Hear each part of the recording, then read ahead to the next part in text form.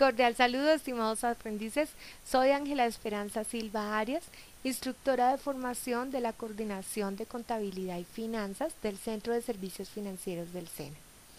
En el día de hoy los estoy invitando a revisar el tema análisis de razones o indicadores financieros.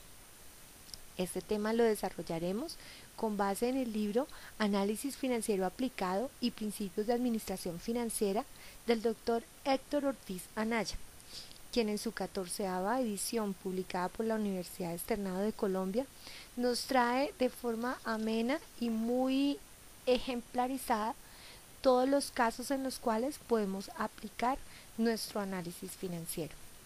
En este video específicamente trataremos las generalidades de los indicadores financieros, cómo ellos se clasifican y profundizaremos en el tema de los indicadores de liquidez. En posteriores videos podrán ustedes trabajar el tema de los indicadores de actividad, de rentabilidad y de endeudamiento. Sean todos ustedes cordialmente bienvenidos a aprender y a profundizar en los temas vistos en clase, en nuestra trazabilidad número 6. Saludos. Para iniciar, podríamos decir que las razones o indicadores financieros constituyen la forma más común del análisis financiero. Se conoce con el nombre de razón el resultado de establecer la relación numérica entre dos cantidades. En nuestro caso, estas dos cantidades son dos cuentas diferentes, que pueden ser del balance general o bien del estado de pérdidas y ganancias, o bien puede ser del balance general y del estado de resultados. El análisis por razones o indicadores nos señala los puntos fuertes y débiles de un negocio y nos puede indicar probabilidades y tendencias. También nos enfoca nuestra atención sobre determinadas relaciones que requieren posterior y más profunda investigación. Yo siempre les he manifestado que para mí esas razones o indicadores financieros nos ayudan a hacer un diagnóstico de la situación de la empresa. Es como cuando vamos al médico y él nos dice: mira, la temperatura está alta, tu estatura está muy bajita, el peso no es el adecuado. Esos son indicadores o síntomas de que la persona tiene alguna enfermedad que debemos empezar a profundizar. Asimismo nos pasa con una empresa. Nosotros a través de estos indicadores podemos ver los síntomas de cómo se encuentra ella, qué tan líquida es, qué tan rentable, qué tan endeudada se encuentra. Esto es una de las maneras en las que nosotros podemos diagnosticar el estado de una empresa. Por eso, las razones o indicadores financieros constituyen una gran herramienta de análisis de una empresa. Clasificación de las razones o indicadores financieros. Pero bueno, ¿cuáles son las razones que debemos analizar? Usualmente bajamos de internet gran cantidad de información y no sabemos qué hacer con ella o cómo aplicarla en un negocio o en nuestra empresa. Y es ahí donde debemos aprender a identificar cuáles son las que efectivamente necesitamos. Porque las diferentes relaciones que pueden existir entre las cuentas del balance general y el estado de pérdidas y ganancias se han agrupado ya de diversas maneras, tratando de analizar de forma global y con la ayuda de varias herramientas complementarias los aspectos más importantes de las finanzas de una empresa. Los tipos de razones que se pueden extraer de los estados financieros son muy variados. Incluso podríamos establecer tantas razones como nosotros quisiéramos y algunas de ellas no tendrían ningún sentido lógico. Pero la experiencia nos ha enseñado que no se necesita de un gran número de indicadores, sino más bien de una cantidad relativamente reducida, que aplicados en forma conveniente, según la clase de negocio, el tipo de empresa y el objetivo para el cual se elabora el análisis, nos pueden ser de gran utilidad.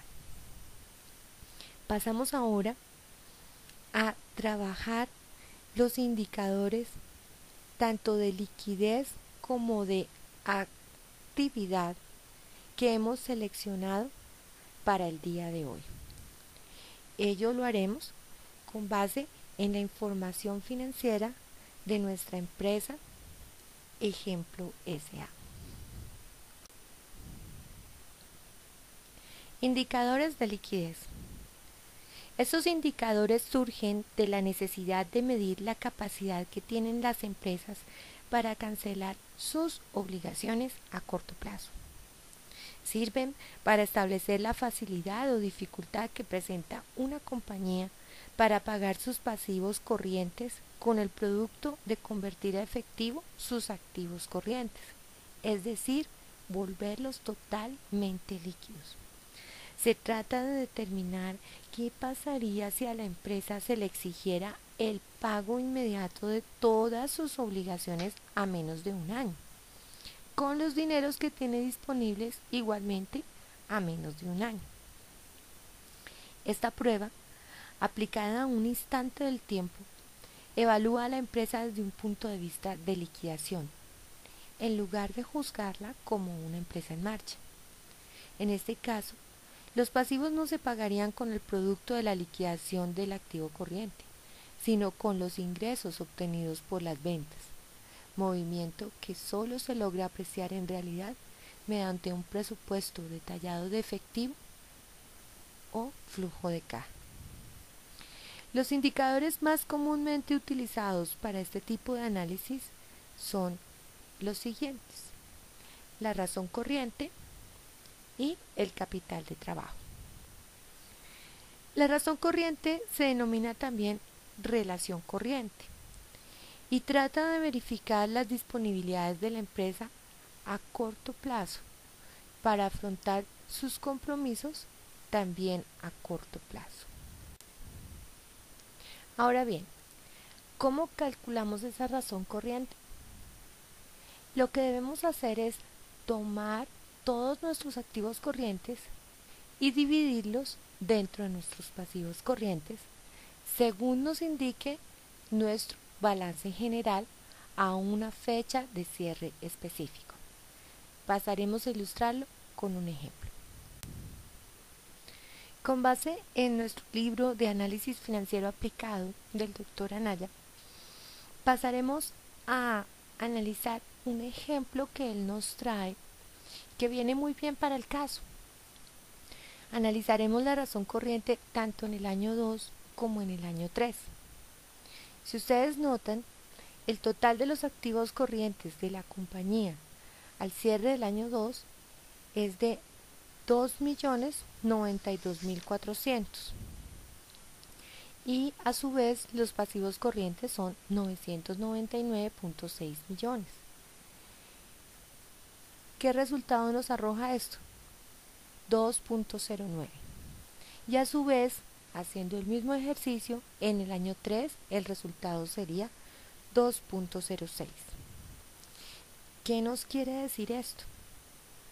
¿Cómo se interpreta estos resultados? Lo que nos está diciendo es que la empresa tiene una razón corriente de 2.09 a 1 en el año 2 y de 2.06 a 1 en el año 3. Pero bueno, ¿esto qué quiere decir? Pues en principio nos dice que por cada peso que la empresa debe en el corto plazo, cuenta con 2.09 pesos en el año 2 y con 2.06 pesos en el año 3 para respaldar esas obligaciones corrientes. Lo anterior se hace con base en varios supuestos. Lo primero, que la empresa va a tener que pagar todos los pasivos corrientes de inmediato, lo cual puede no ser el caso, pero da una idea. Segundo, que la empresa no está en marcha y por lo tanto no habrá ventas de contado de dónde obtener el efectivo. Entonces, ¿de dónde voy a obtener el efectivo en este caso? De todos mis activos corrientes. Tercero, que todos los activos corrientes se pueden convertir en efectivo por el valor que aparece en libros, lo cual no necesariamente es cierto, porque puedo tener unos inventarios que no pueda convertir en efectivo inmediatamente, o por el contrario, no pueda venderlos o realizarlos por mi valor en libro. Teniendo en cuenta todo esto, el punto principal de análisis es la capacidad de la empresa para cubrir sus obligaciones corrientes, guardando un cierto margen de seguridad, considerándolo por alguna reducción o pérdida en el valor de los activos corrientes. Entonces se puede decir que este indicador, entre más alto, se considera pues mucho mejor, y puede comenzarse a considerarlo bueno a partir de la relación 1 a 1. Es decir, si es mayor que 1, es muchísimo mejor. Pero vale la pena aclarar que el criterio según el cual el mejor indicador es el más alto, solo es absolutamente cierto desde el punto de vista de ¿quién? Del acreedor.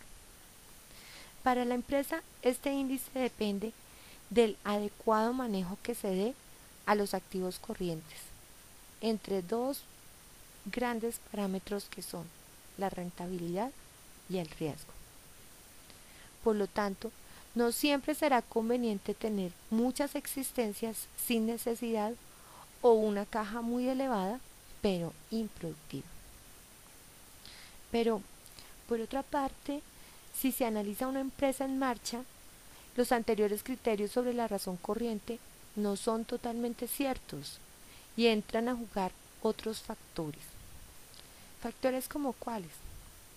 Podríamos hablar de la calidad de los activos corrientes. ¿Realmente se pueden convertir a efectivo todos los activos corrientes?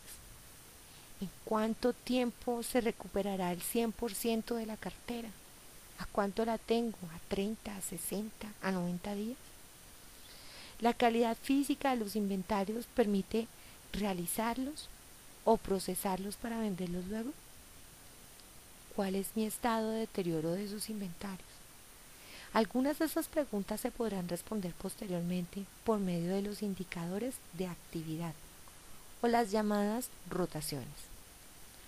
Otras solo obtendrán una respuesta válida mediante un detallado conocimiento de la empresa. También es importante tener en cuenta la exigibilidad de los pasivos corrientes. Se supone que estos no tienen una sola fecha de vencimiento, sino que están distribuidos a través del año contable. Por consiguiente, es muy conveniente determinar la fecha de vencimiento de cada uno y compararla con el tiempo en el cual los activos corrientes se van a convertir en efectivo. Otro aspecto que debemos considerar es la estacionalidad en las ventas de la compañía, ya que esto puede distorsionar en un momento determinado no solo la razón corriente, sino otros indicadores que se verán más adelante. Porque si estamos tomando cifras con base en un cierre a 31 de diciembre, y esta es una empresa con un producto estacional que en diciembre genera sus mayores rendimientos, movimientos y generación de efectivo, es muy diferente a cuando hacemos el análisis a mitad de año, donde no cuenta con esa misma actividad ni con esas mismas operaciones. Por ejemplo, una empresa productora de artículos navideños acumulará existencias durante todo el año, realizando todas o la mayoría de sus ventas en los meses de noviembre y diciembre. De esta manera, su razón corriente será muy diferente en febrero, cuando puede comenzar la producción, en octubre, cuando sus inventarios están a tope, a su punto máximo, o en diciembre cuando ya se han realizado las existencias y seguramente las cuentas por cobrar o la caja están en su máximo nivel. En consecuencia, cuando la estacionalidad es muy marcada, conviene efectuar el cálculo de los indicadores en cada una de las épocas del año para formarse una idea más precisa de la verdadera situación de la empresa. Ahora pasaremos a hablar del capital neto de trabajo. Este no es propiamente un indicador, sino más bien es una forma de apreciar de manera cuantitativa, o sea, en pesos, los resultados de la razón corriente. Este capital de trabajo nos expresa en términos de valor lo que la razón corriente presenta como una relación. ¿Cómo calculamos el capital neto de trabajo? El capital neto de trabajo está dado por la diferencia entre los activos corrientes y pasivos corrientes de la compañía. Para nuestro ejemplo de Acerías S.A., el capital neto de trabajo sería 2.092.4 millones menos 999.6 millones. Es decir, que la empresa al finalizar el año 2 tenía 1.092.8 millones de pesos y al finalizar el año 3 1.063.9 millones de su activo corriente financiados con recursos a largo plazo. Es decir, que Acerías estaba financiando cada año aproximadamente la mitad de sus activos corrientes con pasivos corrientes y el resto con recursos de largo plazo, siendo esta última parte lo que corresponde a capital neto de trabajo. Los recursos de largo plazo que financian la parte del activo corriente expresada por el capital neto de trabajo pueden ser pasivos o patrimonio. En principio, lo importante es que el capital neto de trabajo sea un valor positivo, concordante con una razón corriente mayor que 1 y razonablemente proporcionado al tamaño de la empresa. Por ejemplo, los valores arriba indicados son razonables para el tamaño de Acerías S.A., pero serían demasiado grandes para una microempresa. Un capital neto de trabajo positivo facilita a la empresa un mayor respiro en el manejo de su liquidez. Y en economías inflacionarias, las deudas de largo plazo expresadas en moneda local tendrán un menor valor cada año, lo cual ayuda a su cancelación. Este capital neto de trabajo es el que necesitamos para atender nuestras operaciones a menos de un año. Y esas operaciones a menos de un año nos hacen referencia a nuestras operaciones de ventas, inventarios, recaudos de cartera y pagos a proveedores.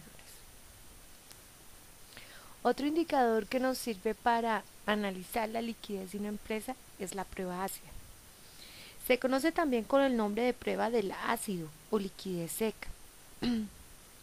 Es un test más riguroso, es una prueba que pretende verificar la capacidad de la empresa para cancelar sus obligaciones corrientes, pero sin depender de la venta de sus inventarios. Es decir, es una prueba que específicamente saca o depura lo más líquido de la compañía.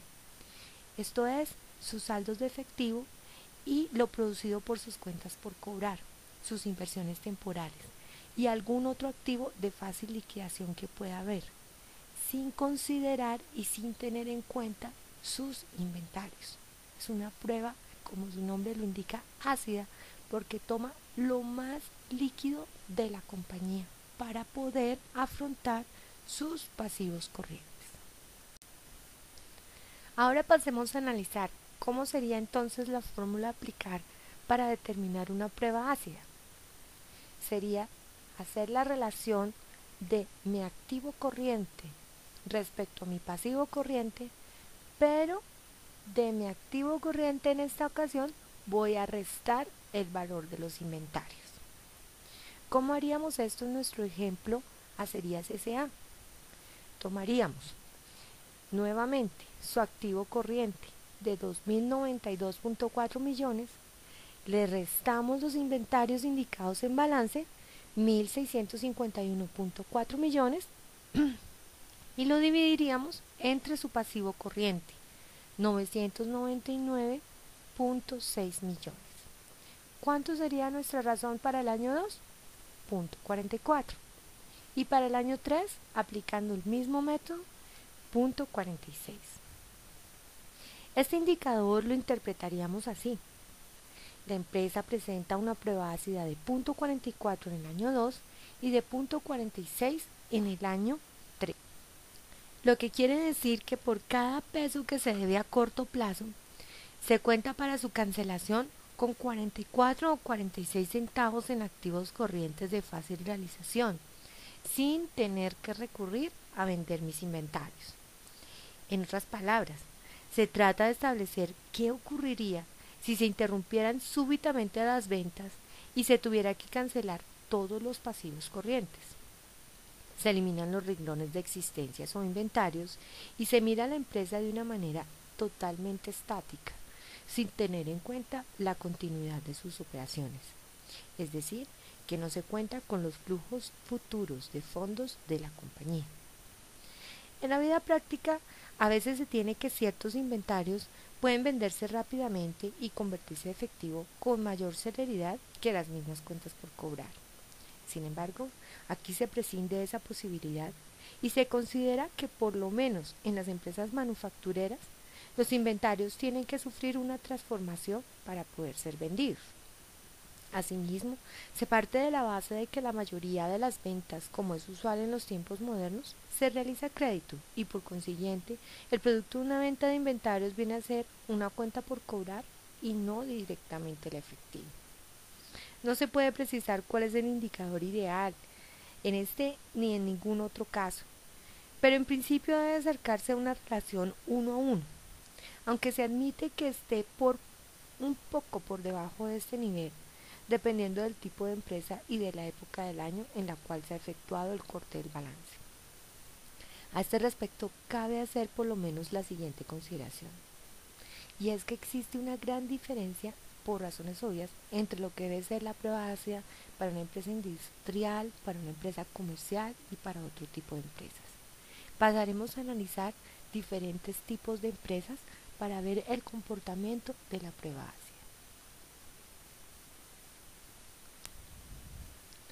Pasaremos a analizar el caso de una empresa comercial, una cadena de supermercados, como podría ser el caso de Cadenalco.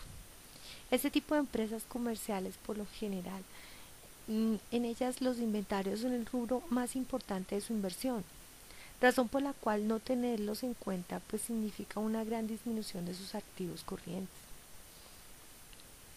Además, en estas compañías se vende al contado más que en las empresas industriales y su cartera pues no es representativa, dado que al momento de la compra inmediatamente el cliente les cancela. También debemos analizar que en este tipo de empresas su mayor inversión es de corto plazo y el mayor porcentaje de financiación es también a través de pasivos corrientes, del manejo que dan a sus proveedores. En resumen, para una empresa comercial, una prueba ácida de entre 0.5 a 1 puede considerarse satisfactoria, como nos lo recuerda nuestro profesor Anaya. Se tiene, por ejemplo, el caso de Cadenalco en el año 2 con la siguiente información. Activo corriente, 2.943 millones. Inventarios, 1.958 millones. Pasivo corriente, 2.164 millones. Con base en esta información, nuestra razón corriente, es decir, nuestro activo corriente sobre pasivo corriente, sería de 1.36.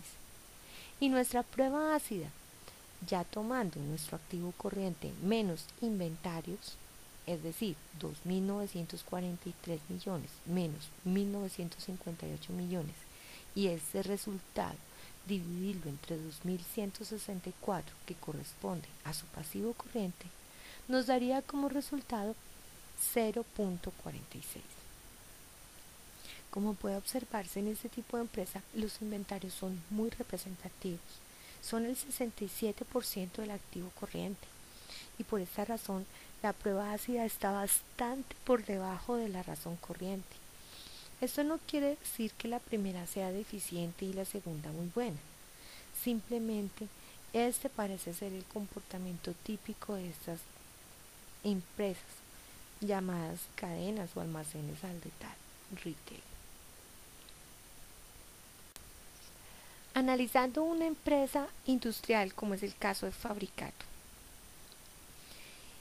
vemos que la más alta inversión se hace generalmente en sus activos fijos.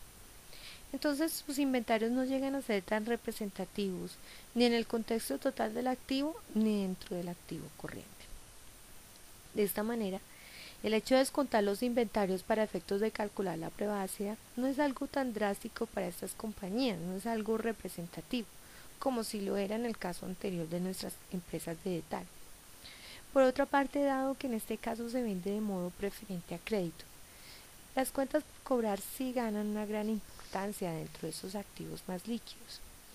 Asimismo, habiendo una mayor inversión fija, la financiación tiende a desplazarse a largo plazo, mejorando de esta manera la visión global de la liquidez. Se tiene, por ejemplo, el caso de Fabricato en el año 2. Sus activos corrientes de 4.516 millones, unos pasivos corrientes de 2.436 millones y unos inventarios de 2.250 millones. Nuestra razón corriente en este caso es de 1.85 y nuestra prueba ácida es de 0.93. Esto calculado con base en las fórmulas ya anteriormente mencionadas y descritas en nuestras anteriores presentaciones. En este caso, lo que debemos analizar es que los inventarios solo representan el 50% del activo corriente y el pasivo corriente es proporcionalmente inferior que en el caso de Cadenalco. Esto hace que la razón corriente sea un tanto más elevada y que la prueba ácida no sufra una disminución tan drástica con respecto a la razón corriente. No se pretende decir que en el citado año 2 Fabricato haya estado mejor que Cadenalco respecto a la liquidez. Sencillamente son dos empresas totalmente diferentes con comportamientos normales de acuerdo al sector en el que ellas se desarrollan. Conviene citar ahora un ejemplo bastante diferente de los anteriores, y es una compañía de servicios como Avianca. Para el año 2 se tienen que sus activos corrientes son 5.545 millones, sus inventarios 893 millones, su pasivo corriente 2.885 millones. Tomando las fórmulas anteriormente mencionadas, la razón corriente en el caso de nuestro ejercicio Avianca sería de 1.92 y su prueba ácida de 1.61. Como se trata de una empresa que vende servicios, o sea, transporte aéreo, y no productos, no existe razón alguna para que se tenga una inversión importante en inventarios. Los inventarios de los cuales aquí se está tratando se refieren a materiales y repuestos, insumos. Estos no son de fácil realización y deben excluirse para el cálculo de la prueba ácida. De esta forma, los activos corrientes más importantes son sus cuentas por cobrar, las cuales se consideran de cierta facilidad para ser convertidas a efectivo. Por su parte, la financiación tiende a estar concentrada en el largo plazo, puesto que estas empresas son compañías de aviación que cuentan con una alta inversión fija. Por las anteriores razones, la razón corriente tiende a ser alta y la prueba ácida no difiere de una manera significativa de la razón corriente, debido precisamente a la poca importancia relativa que tienen sus inventarios en este caso. Con el ánimo de practicar los temas anteriormente vistos, vamos a dejarles una información respecto a 3 empresas: Caso Éxitos, Caso Lola y Caso Servicentre. Para cada una de ellas, ustedes encontrarán información de sus activos corrientes, inventarios y pasivo corriente. Se les solicita que por favor, con base en esa información, calculen la razón corriente, calculen el capital de trabajo neto y la prueba ácida. Para cada uno de sus resultados, por favor, realizar un análisis de la interpretación que debemos darle en cada caso, teniendo en contexto el tipo de empresa sobre la cual se ha realizado el caso. Muchos éxitos, muchas gracias por su atención Espero que este tema haya sido de gran ayuda y aporte significativamente a su progreso y formación en el SENA. Nos veremos en una próxima presentación. Saludos.